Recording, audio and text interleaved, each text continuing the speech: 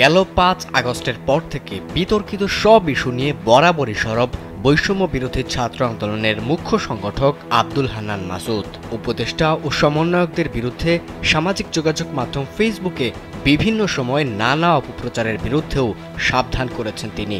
এবার জুলাই বিপ্লব বেহাত হয়ে যাওয়া নিয়ে স্ট্যাটাস দিয়েছেন বৈষম্য বিরোধী ছাত্র আন্দোলনের এই সমন্বয়ক। ওই স্ট্যাটাসে তিনি লিখেছেন, বিপ্লব বেহাত হচ্ছে আর বিপ্লবীরা নির্ঘুম রাত কাটাচ্ছে।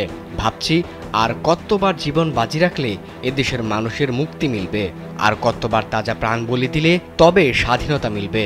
তবে লড়েই যাব, এই পথ তব একা পাড়ি দিব। ইনকিলাব জিন্দাবাদ। ইডেন বে কক্সবাজার সমুদ্র সৈকতের উপর নিজেদের একটি ঠিকানা। মাত্র ৫ লাখ টাকায় আপনিও হয়ে যেতে পারেন এই হোটেলের মালিক। এদিকে ওই স্ট্যাটাসে সাইফুল ইসলাম নামের একজন মন্তব্য করেছেন, কারা বিপ্লব ব্যর্থ করার ষড়যন্ত্র করছে তা তো জানেনি, তাহলে কেন প্রকাশ্যে তাদের বিরুদ্ধে বলছেন না? দেশের মানুষ তো আপনাদের সাথেই আছে। সব ষড়যন্ত্রকারীদের মুখোশ উন্মোচন করুন, দরকার হলে আবার সবাইকে নিয়ে নেমে পড়ুন রাজপথে। এত মানুষের আত্মত্যাগ বৃথা যাবে কোনোভাবেই না। মোহাম্মদ মইনুল আবেদিন নামে আরেকজন মন্তব্য করেছেন, আপনারা জনগণের কাছে কেন সবকিছু পরিষ্কার করছেন না? জনগণ যদি বেহাত হওয়ার পরেই জানে, তবে এটা আপনাদের দায় নাকি জনগণের?